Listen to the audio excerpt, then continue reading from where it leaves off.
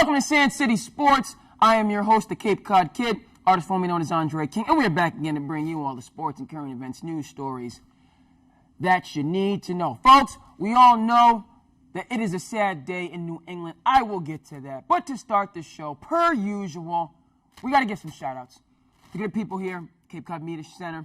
We got to do it because I made a New Year's resolution. I did. Okay? I made a New Year's resolution. I want to move to improve. I want to be moving in the right direction, folks. Okay? If you're standing still, okay, you're basically moving backwards. There's some kind of quote like that. So I don't want to be standing still. I want to be moving in the right direction. I made a New Year's resolution that I was going to be on time. In the first show of 2020, what did your boy do?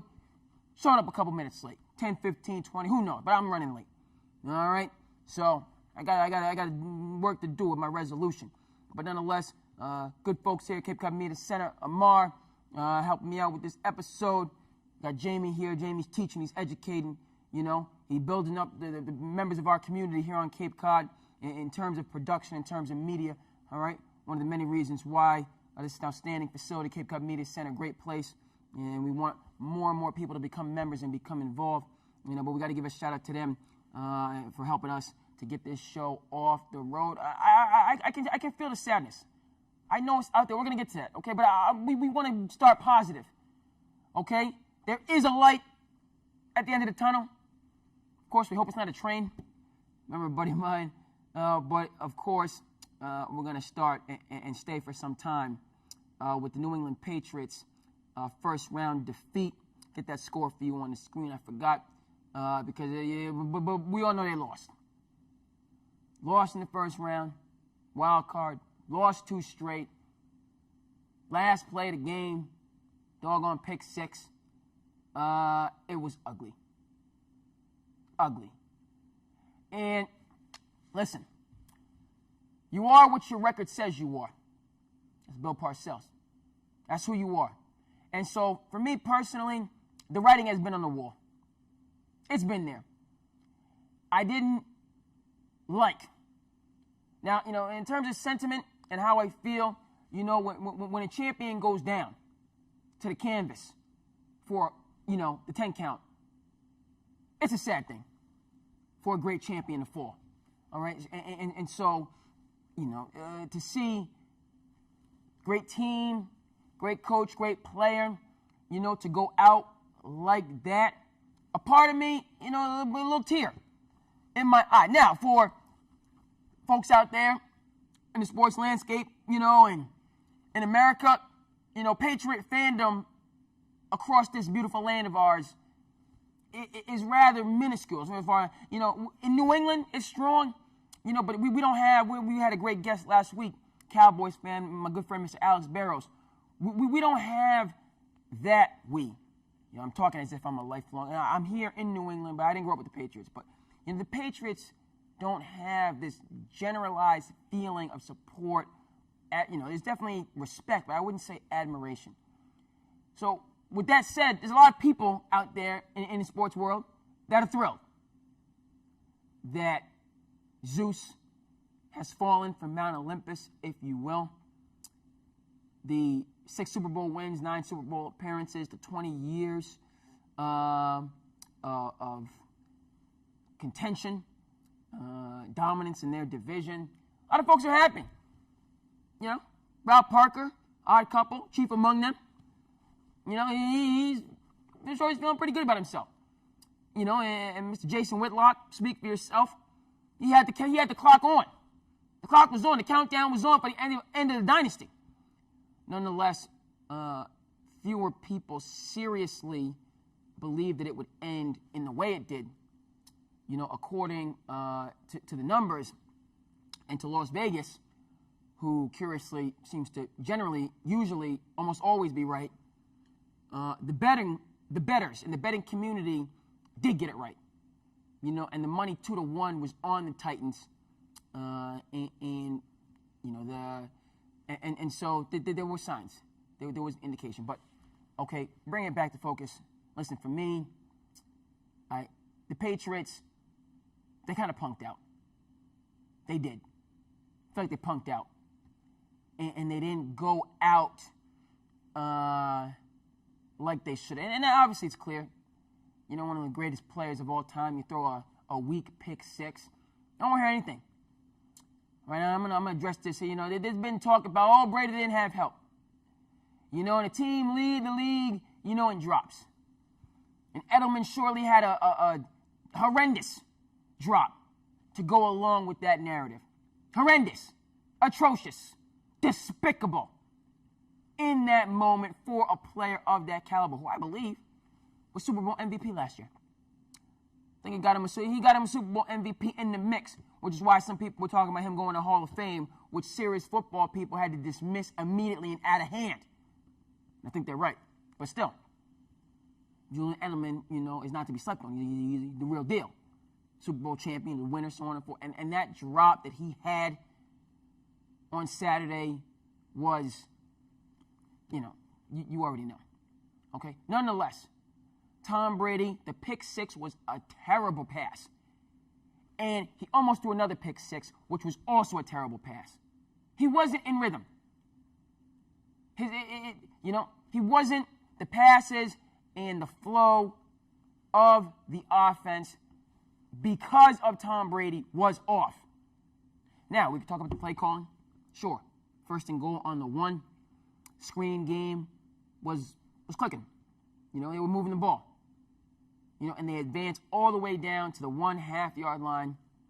You saw it, I saw it. 3 straight plays, 3 straight runs. No dice. No moss. Coach Vrabel, not having it. I believe his name is Mike. I always think Doug. His name's not Doug, it's Mike. Wasn't having it. Do we blame McDaniels for 3 straight runs? Yes. He deserves a portion of the blame for not at least giving Brady the opportunity 1 out of 3 to throw the doggone football. That's on you, Josh. But throughout this game, Brady's passes were not good, period. There was a situation with N'Keal Harry. There was a miscommunication. Brady visibly frustrated. And that's my second level that I need to get to. Heavy weighs the crown on the head of the king. You've been tuning into the show, heard me say it. And I'll be saying it as long as this show is on. All right? Because it's true. When you're on that iron throne and you're ruling over the 7 kingdoms, might have been 6 at the end of it, but for the majority show it was 7 kingdoms, so we're sticking with that. You have a tremendous responsibility. And no excuses. No excuses. If you're going to take all the fame and the adulation and the praise, okay, you're going to also take some criticism, some skepticism, some cross-examination when you're not living up to those lofty expectations, which goes along with the job title. And so Tom Brady and his actions and the loss of composure, I didn't have any time for. Zip, zilch, zero. All right? Look, a lot to get to. Already talked about me running behind. Where does it go from here? You know, you hear arguments on all different sides. First and foremost, as far as I'm concerned, Patriots, they need to take a step back. Okay, Rome was not built in a day. We know this. So this dynasty and this greatness took years.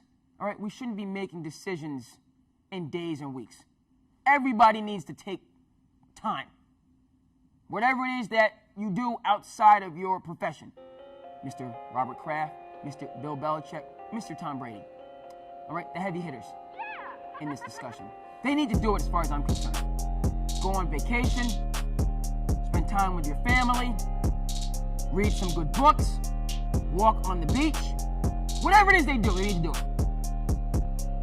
Then come back and start focusing on 2020. Emotions are very raw right now. I was going to social media, I couldn't believe it. There's always going to be one bad apple to spoil a bunch. So I'm not, this next point, it doesn't in any way, shape, or form relate to Patriots fans, New England fans. Boston, we're the #1 sports city for a reason. So it doesn't relate to this community that I'm proud to be a part of. But I saw Tom Brady's jersey being burned on social media. I saw it. Okay? I don't know what Dunsky, that's the appropriate term, I had to borrow from Lefty, Donnie Brasco. Dunsky would have the gall to burn Tom Brady's jersey after one bad loss. I'm not putting that on New England fandom. But this is the type of emotions that we're seeing right now. So we gotta be careful. Okay, we gotta be adults. We gotta take some time. Alright? And then come back and make grown folks decisions. Should Tom Brady be starting quarterback of the Patriots next year? As far as I'm concerned, the answer should be yes. But you already hear reports. Tom Brady's already saying he's not taking a pay cut. He said he took less money for years, basically his entire career. When your significant other, your wife, your partner in life, is valued at hundreds of millions of dollars, get that figure on the screen. I think the reports are 400 million. Results net worth. It's not bad. Not bad at all. So people say if that's your significant other, and the family, you have this aristocratic, generational, whatever, dynastic family, almost royalty, you can take a little bit less money over here in terms of salary, but you're going to get it back, You're going to get it back in terms of endorsements and everything else. And what goes along with winning, and that's why Tom Brady, for many years, was the most marketable athlete in all sports. But you're hearing reports that that's done in terms of his contract negotiations with the Patriots, with Robert Kraft, and more importantly, with Mr. Bill Belichick. We all know what it is. Bill Belichick believes in himself, he believes in his system, and for the last 20 years, he's been right. And so the Patriots will let you go a year early while you're still balling, rather than a year late. That's how they roll. And 6 Super Bowls, can't argue. No matter how many feelings you get, man's right. Okay, so his track record has consistently been when he begins to think, or even a little inkling, it might have been the devil on the one shoulder, arguing with the angel on the other shoulder, for Mr. Bill Belichick, about a particular player. Generally speaking, as soon as that argument begins to take place, that player's days are numbered. And the list is quite long. Not a football guy, so I can't go through it specifically, but you know what I'm talking about. Many people believe this was at the heart of Jimmy Garoppolo, number 1 seed, San Francisco 49ers in the NFC, Jimmy GQ, as he's known. Many people believe this is why he was suddenly shipped out of New England for a second-round pick in a situation where the Patriots could have got a lot more. Because Bill Belichick had already made his decision and was leaning in that direction.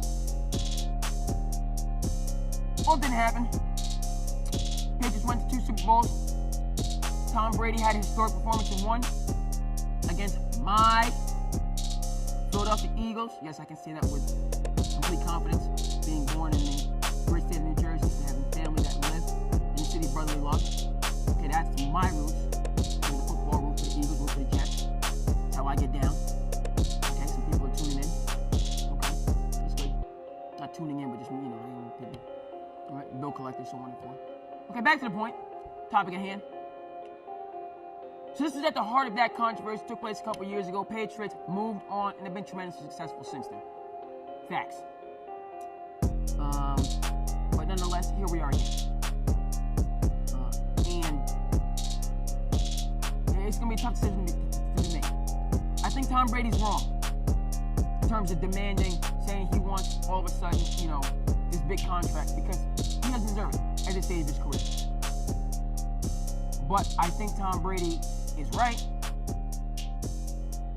in saying, I've taken less money and you didn't deliver balls. Now, I need to dive into this because for me, there's two sides to this. I've been going on, and we got at least 5 more minutes, even though we're running behind. I got at least 5 more minutes. I don't buy this argument this year that Tom Brady didn't have enough weapons. Okay? Don't buy it. Had no time. Just no. All right? You've won with similar rosters as far as I'm concerned. Patriots have won Super Bowls without Gronkowski. Or gone to Super Bowls and Tom Brady has balled. I believe Gronkowski was out. No, he was there for the Philadelphia Eagles game because they had him. He's balled without Gronkowski. Period. You have Harry, Nikhil, Youngin. That's some work to do, but he's talented. Point of fact, folks, as I was listening to football people discuss football business today, didn't realize Metcalf plays for Seattle, balled out yesterday in that Eagles Seahawks game, which we're going to get to. Patriots passed on him for Nikhil Harry. A.J. Brown, balled out or contributed. It was mostly Derrick Henry that was doing the damage. A.J. Brown, big part of that offense. Patriots also passed on him. And thirdly, which I can't excuse, Patriots did not secure Jared Cook. He ended up going to the Saints. Inexcusable. At the time, the argument that we don't know what Gronkowski's going to do. So, no. Tom Brady's 100% right in saying, I took less. You need to give, that one playmaker that they were lacking. We just named 2 rookies who they passed on and balled in other systems. And then there was a legit tight end who could have come in and replaced Gronkowski in production. Yes. I'm not saying Derrick Cook is anywhere near a player in terms of career-wise. But now, Gronkowski at the end of the line versus Jared Cook today, they wouldn't have missed a beat. And for some reason, the Patriots didn't get that done. I think it's laughable. And just, shout out to Juking Phoenix. We're going to get to this. But shout out to Juking Phoenix for winning Golden Globe for Best Actor in his performance in The Joker. We're touching some movie stuff at the end of the show. Shout out to him. All right. And in terms of a joke and the Joker and things just being absolutely absurd and preposterous, 100% ridiculous. So caught thinking about the joke, I almost forgot my point there. We'll come back. I got so lost in that, forgot a little bit what I was going to say. We'll come back to that. Listen. No, it wasn't I was going to compare, Gron. Bill Belichick was wrong. That's what I meant to say. He was wrong. I've said that for not adding. Here's what I was going to say. I remember. And folks, sometimes I have senior moments. I'm not as young as I might look. Hopefully I'm still looking, flashy and down. I hope I still look good, but I'm getting a little bit older. I'm becoming something of a grumpy, younger old man. It is what it is. Laughable. Antonio Brown out there talking, throwing shade. Now, it is somewhat interesting. All these teams that had brought him in and considered, all of them are out of the playoffs. But it's laughable to believe that Antonio Brown would have in any way positively contributed to the Patriots, the Saints, or anybody else this season.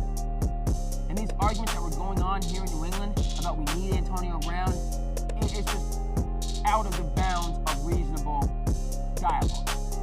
Antonio Brown is not helping any team, any collective, until he helps himself. It is what that's just, I don't, we can debate it, but I feel very, very strongly about that.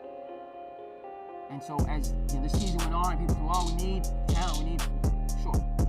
Okay, everyone, can benefit from an infusion of talent. But talent in and of itself is not going to help very many people if it's not connected to those intangibles, selflessness, dedication, appreciation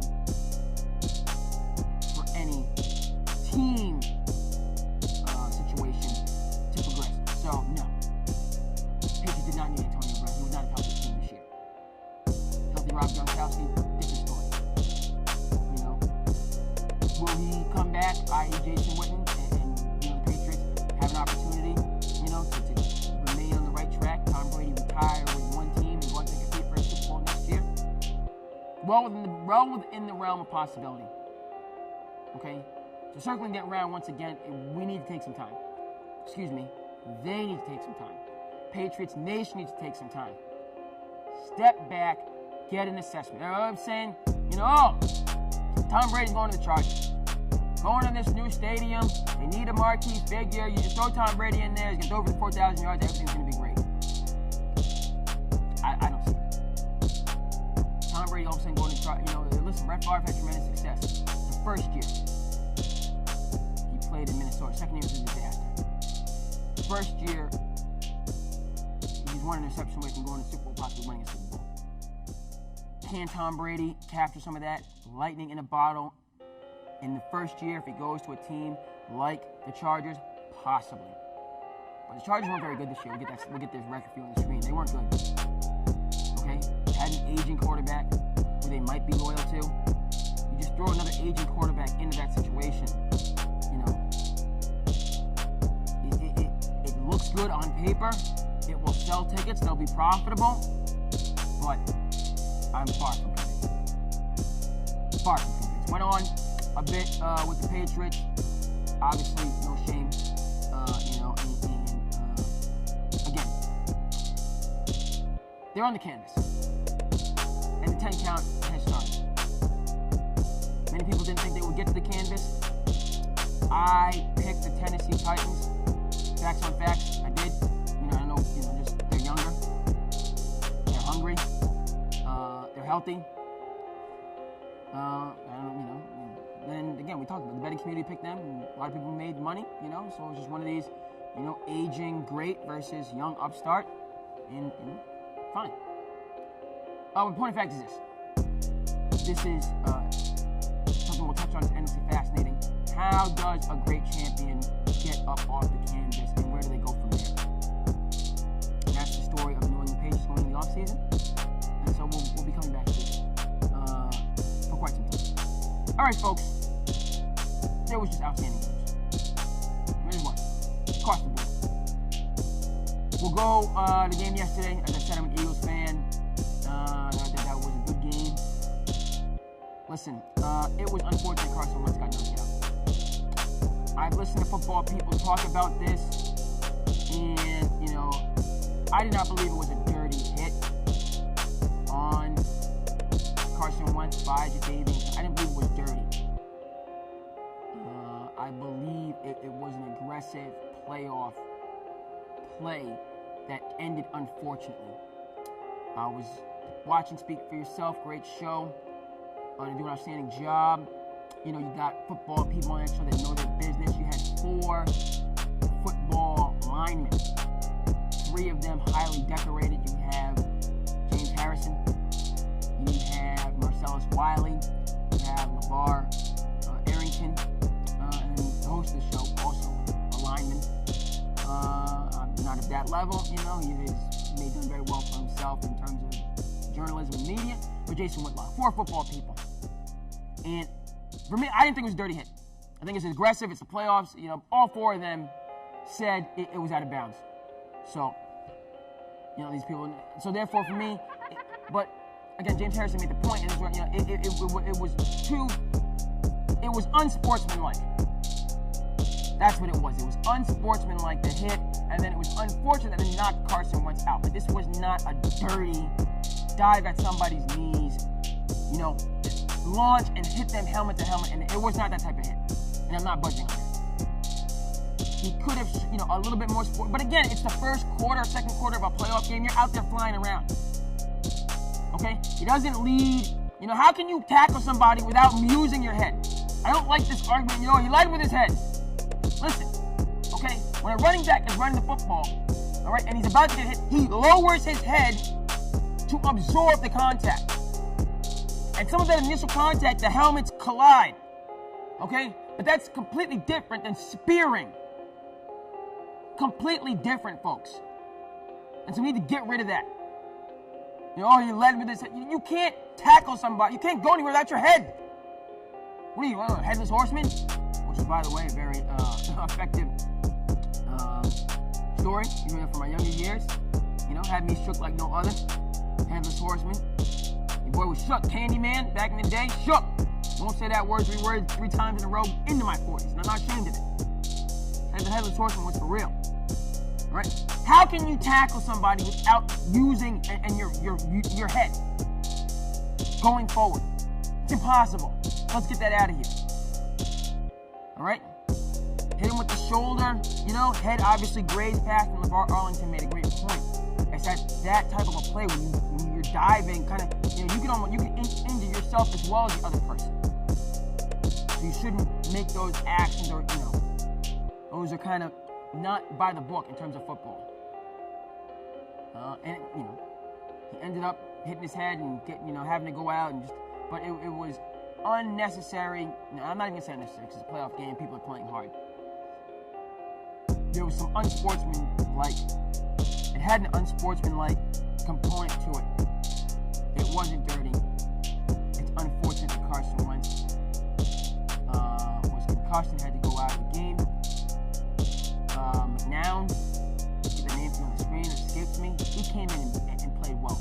I was impressed. He ran hard. He gave all he held the line. But even if Carson Wentz had been, the Seahawks are just good. They just are, period. And I'm not convinced that the Eagles, the result would have been any different had Carson Wentz been there. Obviously, but the Seahawks, they're battle tested. It's a great organization. A lot of times they don't get the credit. They have an attitude. Russell Wilson has an attitude. Why not us? And they're also the perfect corollary for me with the Patriots in terms of, we know who DJ Metcalf is now because he's balling. But if Bill Belichick and a lot of the teams passed on him, who was he going into this year? Shout out to you, boy, Lamar Jackson. All right? Who was he? All right? Trust in the process. Why not us? Okay? We might not be the favorites. We might not have all the flash and the dash and so on and forth. Let's work hard. Let's be accountable. Let's be committed to each other and to this team and to this, goal, and see what happens. And that's the Seattle Seahawks. Pete Carroll does a great job. He's a guy that's bounced around, had opportunities, lost opportunities, done some self-analysis, reflection, came back, and so whenever I talk about the Patriots and not having this, that, and the third, with the difference, a lot of difference between the Patriots and the Seahawks this year, as far as I'm concerned, is culture. It's culture. Right? Whereas the talent is comparable. Culture. You didn't see long faces. You didn't see bickering. Alright? You saw enthusiasm. You saw a positive outlook. You saw stick-to-itiveness. You saw hunger. Victory. Moving on. Your boy First Cousins, he balled out. Same thing as I'm just saying with the Carson Wentz. That was not pass interference. And the ref did an outstanding job. Absolutely outstanding. That's not pass interference. No. All right? And especially in money time, in those biggest of moments, we don't need to go by the letter of the law. We need to go by the spirit of the law. That was an outstanding football play. Two guys jostling. You have a big tight end. You have a smaller DB. They're jostling. DB is not even fit. And you get up off me. Holding him, so on and so forth. He made the catch. It's a good football play. He ran off. He gave him a little hand. But again, if that defensive back is not holding him, then we could say something different. But they were both in the mix, and one guy's just bigger and stronger. So, he won that little tussle, and the story. If the DB has his hands up, like in basketball where this is verticality. This is verticality. I had the chance to participate in an outstanding event, Jordan Fisher tournament, this weekend in Harwich. We had teams from all over the Cape and Islands, South Shore, and Boston Metro region. It was a great tournament, and I was very appreciative to be a part of it. But again, many times as an official, folks, why wasn't that a foul?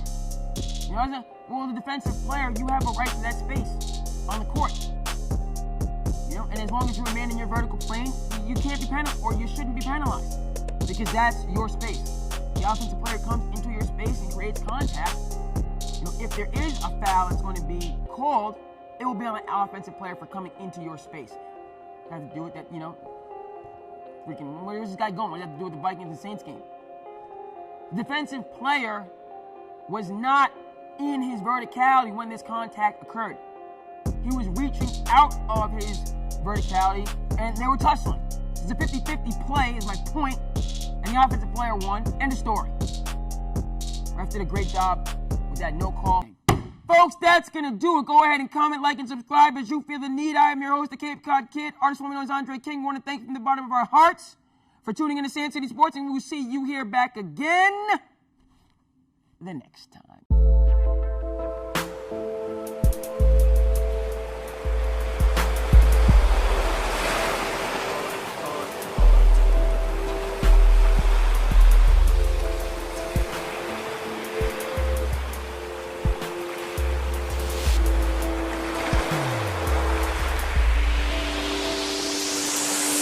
Yes, we piece of souls do sedate ourselves. Just a number of this pain we feel. Yes, at times we do hate ourselves, but each day we try to retake ourselves. So yes, we piece of souls do sedate ourselves. Just a number of this pain we feel. Yes, at times we do hate ourselves, but each day we try to embrace ourselves. Yeah.